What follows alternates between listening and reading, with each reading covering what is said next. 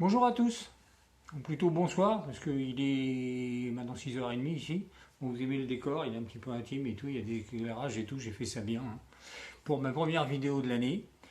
Bon, j'espère que les fêtes se sont bien passées pour vous, pour moi ça a été, famille, amis, tout ça.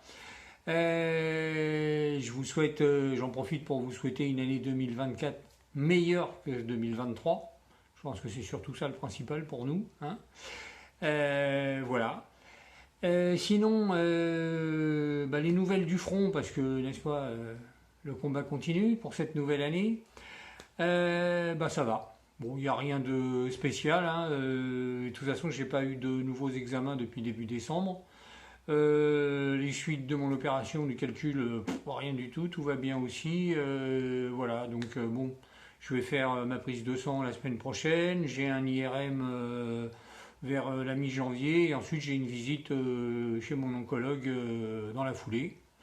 Donc voilà, j'aurai peut-être du nouveau après. On va voir ça. Voilà, bon j'ai décidé de vous faire cette vidéo, je vous en avais parlé un petit peu pour vous parler d'un sujet qui me tient à cœur, que j'ai étudié pas mal. Voilà, ça risque d'être un petit peu plus long que d'habitude, mais bon, je voulais vous en parler, voilà. Ça s'appelle l'oncologie intégrative. Alors l'oncologie intégrative, c'est quoi? En réalité, c'est quelque chose que je pratique depuis le début, sauf que j'avais pas de nom à lui donner, quoi. Si, je l'appelais la démerde, un petit peu la débrouille. Voilà. Donc j'ai appris ce que c'était par quelqu'un du forum qui me l'a parlé en premier, puis il m'a dit qu'il y avait un bouquin là-dessus, 600 pages quand même, donc je me le suis tapé, j'ai vu quelques vidéos, je me suis bien renseigné, puis je me suis dit ouais, c'est pas mal du tout, c'est pas mal. Et j'ai décidé d'en parler dans cette vidéo. Bon, cette fois j'ai pris des notes, parce que comme c'est un petit peu long, de temps en temps je vais plonger un petit peu du nez. Avant de vous parler de l'oncologie intégrative, je vais d'abord vous parler un petit peu de ce qu'on vit, ce que j'ai appris depuis le début surtout, au niveau des traitements du cancer, au niveau des gens qui en parlent et tout. Bon, je vous l'avais déjà dit, en réalité il y a deux camps. Il y a deux camps, deux camps, il y en a certains qui sont extrémistes là-dessus. Le premier camp, je crois que je vous en avais déjà parlé au niveau des noms, je vais donner un nom, ça s'appelle les promédics. Alors ça comprend bien sûr les malades, il y en a quelques-uns, il y a des youtubeurs, il y en a très très peu, j'en connais qu'un ou deux. Mais ça concerne aussi les professionnels, les toubibs, voilà, comme mon jeune oncologue qui m'a dit, quand je lui ai parlé de quelque chose d'autre, il m'a dit que si ça se marchait, ça se saurait. Donc les promédics, c'est les gens qui ne jurent que par la médecine et les traitements conventionnels. Voilà. D'ailleurs, parmi les youtubeurs qui sont là-dedans, qui disent que le reste, les traitements alternatifs, les compléments, les trucs comme ça, c'est de la merde, c'est quand même des gens qui font du sport, qui font gaffe à ce qu'ils mangent, qui font de la méditation. Bref, c'est pas tout à fait que des gens qui jurent par la médecine. Donc disons que ça se télescope un peu avec leurs idées. Après, dans les toubibs, comme je disais, en plus qu'ils ne proposent que leur traitement ou leur centre, bien sûr. C'est-à-dire qu'en plus de ne pas vous traiter de ne pas vous proposer d'alternative, si le gars il fait de la radiothérapie ou que dans son centre il y a la radiothérapie conventionnelle et la chimiothérapie, il ne va pas vous proposer le cyberknife ou les ultrasons. Non, il ne le fait pas, donc pour lui ça n'existe pas. C'est un petit peu dommage, je me dis qu'il y a des fois où les toubibs pourraient vous dire écoutez, j'ai pas ça, mais vous pourriez essayer le cyberknife dans un autre truc, ça serait peut-être efficace pour une métastase sur les os et tout. Non, je comprends pas. Pourtant, c'est bien le malade qu'on traite, c'est pas la maladie, donc mais bon. Écoutez, ou alors comme la pharmacienne, j'ai eu quelqu'un qui m'a dit, c'est sur Facebook, je crois, qu'il avait une pharmacienne pour les médicaments et qui lui interdisait le curcuma, l'ail, le poivre, la réglisse, etc., etc. Qui a les mêmes traitements que moi, c'est-à-dire il avait le Firmagon que j'avais avant, et puis il a aussi, le Zytiga. Bon. Ça me sidère un peu, enfin moi je sais parce que s'il y a des contre-indications, on dit que le curcuma ça peut faire monter la tension, c'est vrai, et que le Zytiga aussi, moi je veux bien, mais il faudra peut-être laisser essayer, moi j'en prends du curcuma et je prends du Zytiga, la tension ne monte pas. Alors si ça l'avait fait, bien sûr j'aurais arrêté tout de suite, mais vu que ça ne le fait pas, parce que c'est quand même un complément qui n'est pas négligeable, qui est reconnu, d'ailleurs, à ce propos-là, tout ce que je vais dire là, ce sont des choses qui ont fait l'objet d'études. Voilà, pour ceux qui me disent il n'y a que les médicaments, les vrais, qui sont valables et tout. Tout ce que je vais dire là, ça a fait l'objet d'études officielles. Il y a des sources, les sources sont dans le bouquin. Le bouquin d'ailleurs, il doit traîner quelque part. Voilà, ça s'appelle L'oncologie intégrative du docteur Jean-Loup Mouisset. Voilà, très intéressant. Je vous dis 600 pages quand même, il faut se les taper. Mais voilà, on apprend des tas de choses. D'ailleurs, donc je vais en parler dans cette vidéo. Ce que je vais dire, c'est même pas un quart de ce qu'il y a dans le bouquin, et déjà ça va être long. Donc ensuite, dans le deuxième camp, il y a les antimédiques. Alors les antimédiques, c'est simple, la médecine c'est de la merde, ça soigne pas, ça abîme, la chimiothérapie c'est du poison, la radiothérapie ça bousille les tissus, voilà. Donc, ou alors ça ne soigne, comme j'ai entendu, ça ne soigne que les symptômes, mais pas l'origine. Comme le cas d'un gars que je connais qui, à cause d'un coup de chaud, a eu mal à la tête, il en a chié pendant 3 heures sur le canapé, mais il n'a pas pris d'aspirine. Pourtant, l'origine, il la connaissait, et le fait de prendre un cachet, mais non, ça soigne pas, voilà, interdit. Bon, ok. Écoutez, j'espère pour lui qu'il n'y aura jamais de calcul, parce qu'en cas de colique néphrétique comme j'ai eu, je crois que le Nurofen, il va l'apprécier. Hein. Ou alors il peut se planter un couteau dans le ventre, hein, ça ira plus vite. Bon, enfin bref. Alors le problème par contre, c'est que ces fanatiques des méthodes naturelles et tout, il n'y en a pas beaucoup. Hein. Mais ils veulent persuader la terre entière que c'est la bonne méthode. Voilà. C'est comme ça. Les autres, il n'y en a pas beaucoup. Les autres, ceux qui n'en parlent pas, ils sont morts. Donc ils ne peuvent pas en parler beaucoup. D'ailleurs, à ce sujet, par exemple, vous avez l'un des youtubeurs qui est très connu, hein, qui est aux États-Unis, je ne vais pas citer son nom, mais tout le monde va le reconnaître, qui effectivement était dans un cas désespéré, il avait des métastases, il s'est soigné grâce aux techniques naturelles, curcuma, machin, etc. Ça a marché. Il y en a un sur qui ça marche, pour beaucoup pour qui ça ne marche pas. Par contre, il oublie quand même de dire qu'il a eu l'ablation des testicules. Ça, il pourrait le rappeler, parce que pour moi, ça correspond à une hormonothérapie à vie. À vie. Donc c'est bien de dire que les traitements naturels sont guéris et longue guéris, etc. Mais il faut peut-être aussi ajouter ce petit détail, histoire qu'il y ait des gens qui ne le croient pas sur parole et ne fassent que ce qu'il fait, et qu'ils oublient ce petit détail qui est extrêmement important, le fait de ne pas produire de testostérone. Ça aide énormément ces produits naturels. Voilà, hein, n'est-ce pas? Bon. Alors, sinon à part ça, donc l'oncologie intégrative, c'est quoi? Disons que l'efficacité des traitements conventionnels en cancérologie, c'est plus à démontrer. Hein. Seulement le problème, c'est qu'ils restent centrés sur la maladie. Et ça effraie souvent le patient qui se sent un petit peu oublié, quoi. Parce que là, la médecine, elle ne traite pas des maladies, elle traite bien des malades. Il ne faudrait peut-être pas oublier. Il y a plein de voies pour emprunter, pour trouver la guérison, quoi. Sinon, la définition exacte, c'est, je vais la lire tout simplement, c'est l'oncologie intégrative est une approche centrée sur le patient qui utilise les techniques psychocorporelles, les produits naturels et les changements de mode de vie issus de différentes traditions médicales et qui sont proposés en complément des traitements anticancéreux conventionnels. L'oncologie intégrative a pour but d'optimiser la santé, la qualité de vie et les résultats thérapeutiques et de rendre plus fortes les personnes touchées par le cancer en favorisant leur implication pour leur santé et dans les démarches de soins au-delà des traitements anticancéreux. Voilà. Donc il y a des toubibs qui adhèrent, des études, des chiffres, des preuves, pas des théories en l'air, n'en déplaise aux promédiques et aux antimédiques. Et il y a les centres ressources. Alors il n'y en a pas beaucoup, il y en a 5 en France, je crois que c'est un truc qui est né au Canada. Voilà, où là vous avez des professionnels, des oncologues, qui vont vous écouter et qui vont vous proposer des solutions alternatives. Bon, c'est des solutions que je pratique déjà, que j'ai été chercher sur le net, que moi je me débrouille, il y en a plein d'autres comme moi qui se débrouillent. Hein. On va dire que je crois qu'en France, il y a presque un malade sur 2 qui cherche, en plus de la médecine traditionnelle, qui cherche des portes de sortie, des aides, des trucs qui vont l'aider à supporter, enfin bref, voilà, ça fait beaucoup. Ce qu'on appelle, c'est la grande démerde, quoi. On n'est pas aidé. On apprend, on s'informe, on essaye, on tâtonne, voilà. Il y a des études qui ont été faites par ces gens, justement par ces oncologues qui cherchent quelque chose de mieux pour leurs patients. On va prendre par exemple une ligne médiane. Ça, c'est les gens traités par la médecine conventionnelle. Je ne connais pas exactement les chiffres, il faut lire. On va dire qu'on est sur 50-50, entre les guérisons, les morts, les machins et tout, parle de la prostate. Et ensuite, vous avez ceux qui se traitent uniquement avec les produits naturels. Voilà, ils ont renoncé à la médecine, pour eux c'est pas bon, etc. Et tout. Donc on élimine 30%. Là, c'est la chute libre, il ne reste plus que 20%. Sauf que comme je disais, ces 20%, c'est ceux qui font le plus de bruit. C'est ceux qui veulent vous montrer que ça marche, etc. Et puis de l'autre côté, vous avez ceux qui, en plus des traitements conventionnels, prennent d'autres traitements, des trucs naturels, des compléments, des trucs comme ça. Et non, on est à plus 28%. Voilà, plus 28% en plus des traitements conventionnels. Voilà. C'est une étude, hein. C'est pas des paroles en l'air. Hein. Voilà, j'ai dit ça, on sait pourquoi. Alors, bon, après, dans le bouquin, il y a aussi l'explication de ce qu'est le cancer, etc. Bon, ça a pas mal de pages. Bon, ça, je ne vais pas vous le dire comme ça, hein, vous le triez. Par contre, il y a effectivement beaucoup de choses qui parlent des causes du cancer. Alors, les causes du cancer, en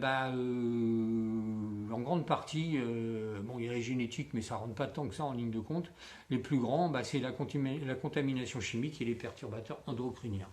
Voilà. Et ça, c'est les plus grandes causes. Il y a l'alimentation, les poissons, PCB, mercure, nucléaire, les aliments ultra transformés, les pesticides. Voilà. Il faut savoir par exemple qu'entre le bio et le pas bio, les gens qui bouffent que du bio et les gens qui ne bouffent pas de bio, il y a 400 fois plus de perturbateurs endocriniens dans leurs analyses. Voilà. C'est énorme. Voilà. Puis après, vous rajoutez à ça l'alcool, le tabac, qui sont les plus grands perturbateurs endocriniens. Alors, quand je parle des perturbateurs endocriniens, c'est ce qui va tout de suite agir sur les hormones et qui va provoquer la déconne et qui va provoquer ces fameux cancers hormonodépendants, voilà, tout simplement. Après, il y en a aussi dans l'hygiène et la cosmétique, les produits ménagers, les vêtements, les meubles avec le formaldéhyde, les jouets, les métaux lourds, les phtalates, etc. Bref, c'est l'éclat total. Alors, les limites de la prise en charge médicamenteuse, la médecine, elle propose souvent des thérapies pour survivre. Voilà. On parle dans les études de survie sans récidive, de survie sans maladie, de survie globale. Mais ce que veulent les patients, c'est vivre, pas seulement survivre. Alors, si la médecine traditionnelle ne peut pas nous offrir ça, il faut chercher plus de la débrouillardise ou un accompagnement du type des centres ressources, pour ceux qui en ont la possibilité. Voilà, parce que bon, la solitude du patient, vous voyez, c'est un peu le problème. C'est un peu le problème avec les oncologues traditionnels, les trucs comme ça. Pour certains d'entre nous, apprendre qu'on a un cancer, c'est un tsunami, quoi. Ça balaye tout. Alors on se retrouve tout seul, on vit ça de l'intérieur, silencieusement. Surtout un cancer de la prostate, hein, parce que ça touche à l'intime. Donc c'est la grande différence avec les attentats où les survivants qui souffrent de stress post-traumatique, ils peuvent partager l'événement avec plein d'autres personnes. Ils peuvent en parler, dire voilà ce qui est arrivé. Avec le cancer, c'est différent parce que la souffrance, elle est vécue dans l'isolement, dans un silence terrible, quoi. En France, plus de 1000 personnes sont touchées chaque jour, mais elles font aucun bruit. Le cancer, il fait peur. C'est presque comme une maladie honteuse. Et comme notre société a réagi qu'au spectaculaire et au bruit, on se retrouve bien seul, quoi. Voilà. Donc, en parlant donc de ces choses-là, de ce que j'ai appris sur ressources et tout, je dirais que la première chose qu'il faut savoir, c'est la gestion du stress. Parce que le stress, c'est terrible dans le développement du cancer. L'impact, le développement, il est important. Le stress, il déprime notre système immunitaire. Il faut apprendre à gérer, et à atténuer, voire éliminer le stress. Déjà, il faut apprendre à éliminer le stress qui n'est pas en rapport avec la maladie. Tous les petits incidents du jour à jour, je ne sais pas quoi dire, les factures, les petits incidents. Tiens, par exemple, un exemple, pendant les fêtes, je suis parti à Bordeaux, je suis parti dans le sud chez ma fille, puis après je suis parti à Bordeaux, j'ai passé quelques jours. Chez des amis sympas, on était dans un quartier assez chic, plutôt sûr, n'est-ce pas? Et le lendemain matin, en sortant, qu'est-ce que j'ai vu? J'ai vu qu'une des vitres arrière de ma voiture était pétée. Voilà, il y en avait partout et tout. Ma femme est sortie, mon Dieu, et tout. Alors, il est vrai qu'il fut un temps, moi je suis un passionné de voitures, j'aime bien les voitures, les bricoler et tout. Je crois que j'aurais été furax, quoi. Ça, il sait quoi ça, etc. Machin. Bon, allez, j'ai regardé. J'ai été chercher un balai, j'ai nettoyé les morceaux, les machins et tout. Il me dit, on va faire quoi? Je dis, on va rien faire, on va aller chercher un morceau de platex, je vais couvrir. Et puis quand on rentrera, on s'en occupera, on verra ça. Elle me dit, bon, là, si tu. Oui. Voilà, c'est comme ça, c'est-à-dire que il ne faut plus stresser pour tout ce qui ne concerne pas le cancer. Déjà, c'est déjà assez compliqué de stresser avec celui qui vient de notre cancer. On en a déjà à chaque fois qu'on a des examens, des consultations, des résultats et tout. Donc, il faut apprendre à le gérer absolument. Il faut essayer d'être cool, pas y penser tout le temps, trouver des activités, enfin, bref, voilà. Il Il faut savoir qu'un stress bien géré contribue à lutter contre la maladie. Vous vous habituez à vous dites je vais la voir, je vais me défendre, etc. Alors qu'un stress intense non contrôlé, c'est une catastrophe. Ça favorise son développement à toute vitesse. Voilà. Donc ça, c'est la première phase. Alors c'est pas facile, c'est sûr, ça demande beaucoup de contrôle de soi. Si on n'y arrive pas, on peut se faire aider, psychologue, le centre ressources, le soutien social, on peut essayer la méditation, le yoga, le tai chi, etc. Ça fait aussi partie des traitements intégratifs. D'ailleurs, moi au début j'étais un petit peu sectique et terre à terre, je me suis mis quand même à travers YouTube, j'ai fait un petit essai déjà là. J'ai fait 10 minutes de méditation. Alors, ça se passe assez bien, j'étais tranquillement dans mon sofa, voilà, j'écoutais les trucs, j'étais parti un peu ailleurs. Bon, on va voir si effectivement ça marche, il paraît que c'est pas mal. Voilà. Alors, il faut savoir aussi qu'il y a la mentalité. Alors, le positionnement du patient face au diagnostic lié à la maladie, il est très important. Ils ont fait un test sur 125 personnes sur un mélanome malin métastasique. Les questions posées étaient les suivantes. 1. Le traitement va me guérir. 2. Le traitement va me permettre de vivre plus longtemps. 3. Le traitement va seulement ralentir l'évolution mais ne l'empêchera pas. Et 4. Ce n'est qu'un traitement palliatif, rien à espérer. Les patients qui avaient répondu à la question 1 ou 2 ont eu 65% de chances de plus de survie au-delà de 5 ans. Voilà. Les progrès dans le traitement du cancer ne valent qu'à la hauteur de la capacité pour les patients d'y accéder. Le professeur Monica Bertagnoli, chef département oncologie chirurgienne Brigham, Québec. Voilà, c'est pas pour rien que les centres ressources ont vu le jour d'abord au Canada. Voilà. Donc ça se passe déjà en premier là-dedans, dans le mental. Ensuite, après il y a l'intérêt des patients pour les thérapies alternatives. Alors, allier la médecine conventionnelle et les approches complémentaires, il y a des enquêtes qui attestent que 30 à 80% prennent régulièrement des compléments, des plantes, ou vont voir un spécialiste d'une autre discipline. Voilà, 30 à 80% des patients. Voilà. L'idéal, ce serait que le médecin habituel, votre oncologue, coordonne les démarches, mais les oncologues, ils sont très réticents à parler des approches complémentaires. Il y a eu un congrès, le MASC 2019, Congrès multinational association for supportive care of cancer, sur les soins de support en cancérologie. Il y a une enquête qui montrait la répartition des sources d'information de la patiente, parce que c'était un cancer du sein. Alors, 35% allaient chercher des infos sur les bouquins, voilà, comme celui-là par exemple. 23% c'était par une amie ou une autre patiente. 17% sur Internet. 9% par leur généraliste et 0% par leur oncologue référent. Alors quand mon gentil oncologue radiothérapeute me dit si ça marchait, ça se ferait, j'invente rien, quoi. C'est un peu ça le problème. Je sais pas, ils veulent pas se mouiller, ça les intéresse pas, ou ils sont tellement occupés, ils ont tellement peu de temps à nous consacrer que comme qui dirait, allez voir ailleurs, allez voir un nutritionniste, allez voir ceci, allez voir, voilà, démerdez-vous. C'est ça le problème, c'est que les patients, ils ont besoin de conseils et de soutien, quoi. Ils ne peuvent pas se contenter de réponses du type « il n'y a aucune preuve que les plantes ou l'acupuncture aient une quelconque efficacité ». Ils ne peuvent pas attendre des preuves quand leur vie est en jeu, aussi. Ils font au mieux avec ce qui est disponible, avec les meilleures preuves existantes. Quand on déplaise à l'oncologue qui ne jure que par les protocoles qu'il a à sa disposition. On va parler par exemple d'un cas, d'un truc qui s'est passé dans le temps. Il y avait un toubib qui s'était aperçu qu'en accouchement, il y avait la moitié des femmes qui mouraient par des infections de côté, des trucs qui chopaient pendant l'accouchement et tout. Puis ce médecin-là, il s'est dit, il faudrait peut-être se laver les mains, se désinfecter les mains. Donc il en avait parlé avec ses collègues, qui avaient trouvé ça complètement idiot. Ils avaient dit, ouais, on n'a pas de preuves, il n'y a pas eu d'études, machin, truc et tout. Alors je ne sais plus dans quelle année c'était, ça se passe avant les guerres, etc. Mais lui, il s'est aperçu, il s'est lavé les mains, il s'est aperçu qu'il y avait point de cas et tout. Mais il n'empêche qu'il s'est fait fuir, il s'est fait un petit peu conspuer, il s'est fait moquer et tout. Et on est où en ce moment ? Le Covid, les accouchements, les opérations, lavage de mains, obligatoire. C'était un précurseur. Mais il n'y avait pas d'études. Alors, vous voyez, il y en avait si peu que c'était pas intéressant. Voilà, on en est un petit peu là de temps en temps, sur les produits naturels.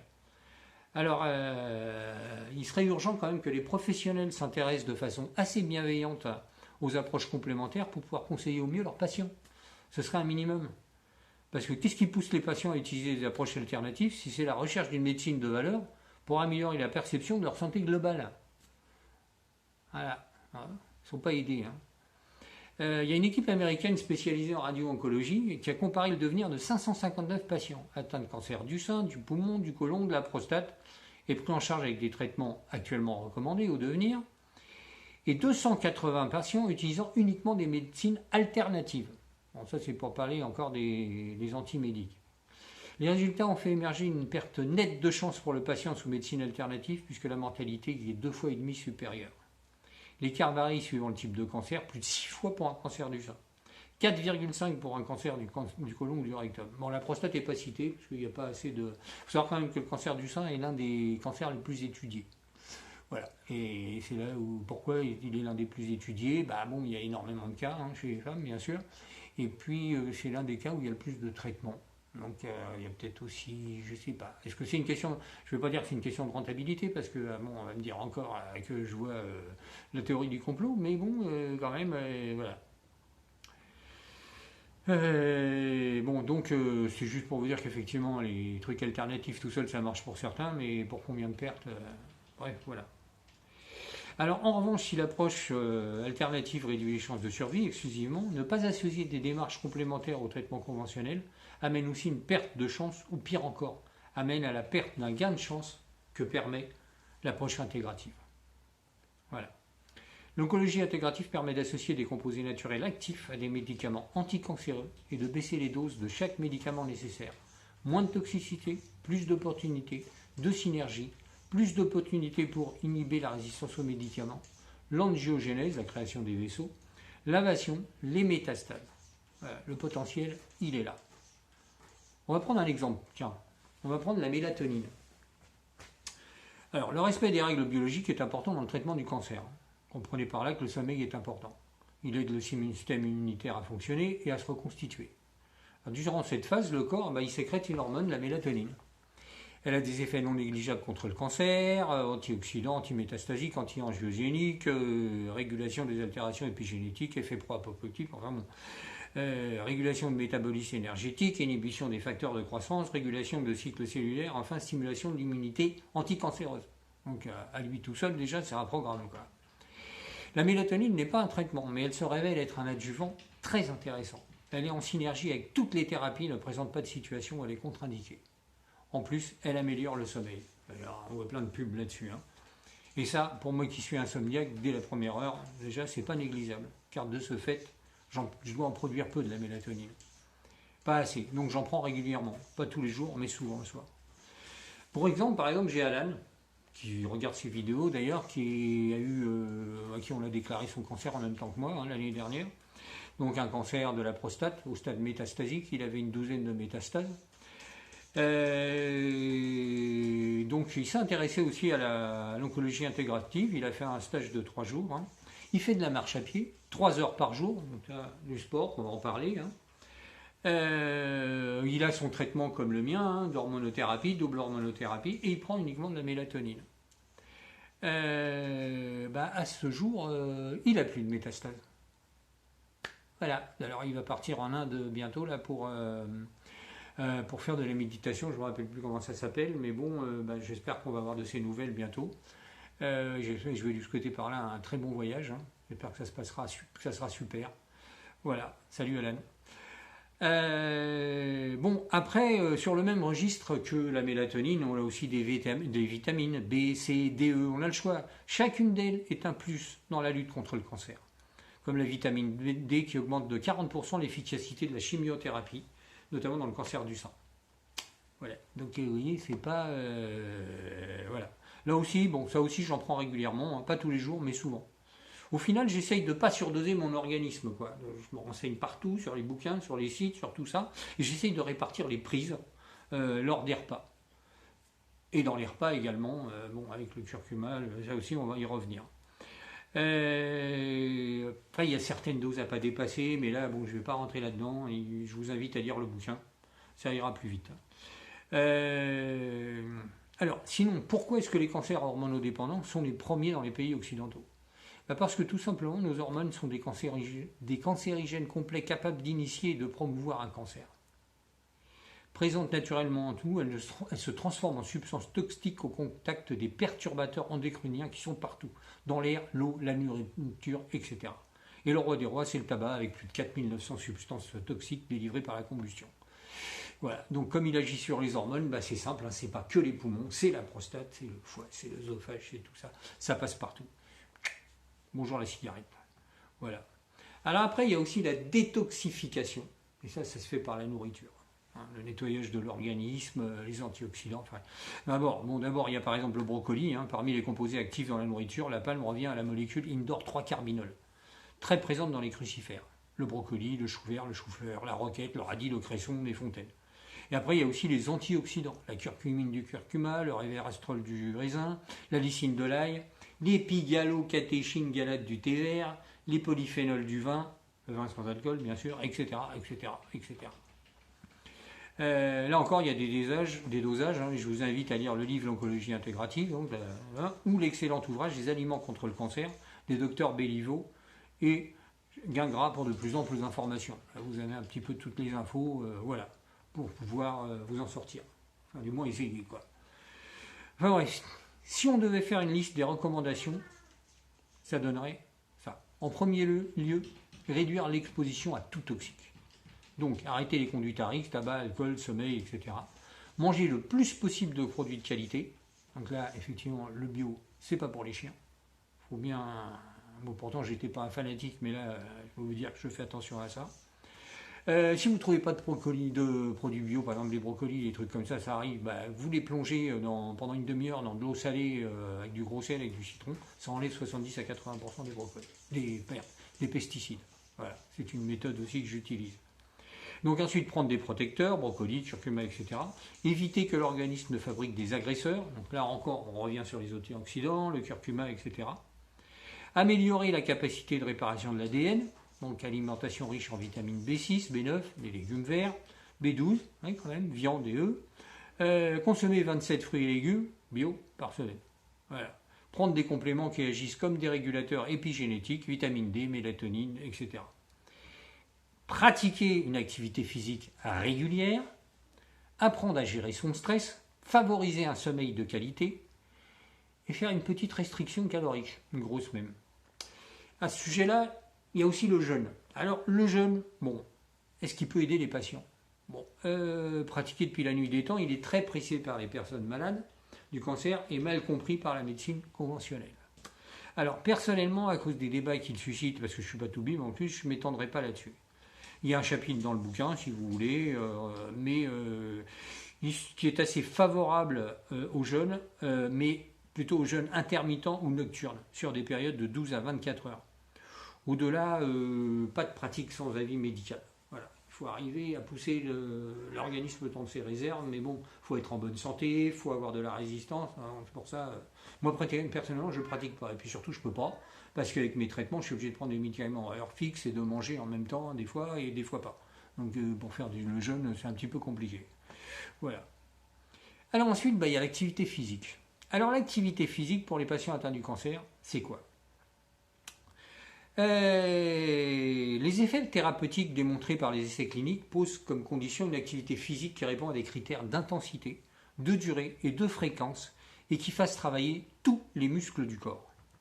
Durée minimale, on va dire de 6 à 12 mois et le plus tôt sera le mieux. Après, vous pouvez continuer toute votre vie, hein, ça ne fera pas de mal. Hein. Surtout s'il n'y a pas de récidive, si on vous considère comme guéri, continuez, tant que vous pouvez continuer. Plus on en fait, mieux c'est. Alors, sur le sport, il y a une valeur de référence. Alors, la valeur de référence, c'est le mètre, M-E-T. Voilà. 1 mètre, c'est la dépense d'énergie d'une personne assise sur une chaise au repos pendant 1 heure. Voilà. Une activité moyenne, c'est 6 mètres heure environ. Soit un métabolisme 6 fois supérieur au métabolisme au repos. Ça correspond à 1 heure de marche, à une montée d'escalier, tout ça toujours pendant 1 heure. Hein. Voilà. Ça, c'est le basique.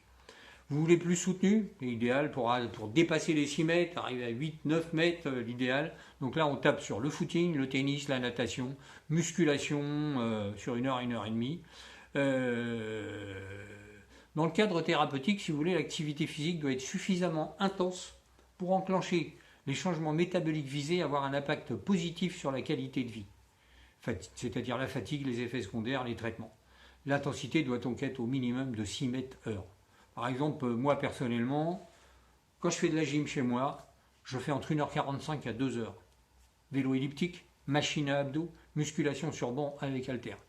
de dire que là, quand j'ai fini, je mouille le maillot, je peux balancer le t-shirt parce qu'il est trempé, et je peux me taper une bonne douche. Là, j'ai bien poussé, donc là je pense que les 9 mètres, je les ai explosés.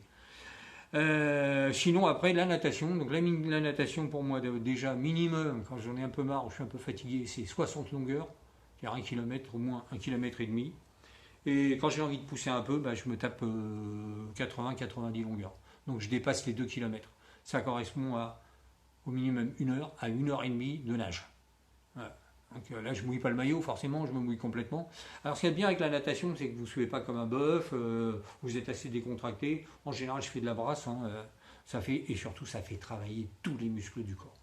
Vous sortez de là, vous êtes bien. Si vous poussez bien, en général, le lendemain, vous sentez un petit peu les effets quand même.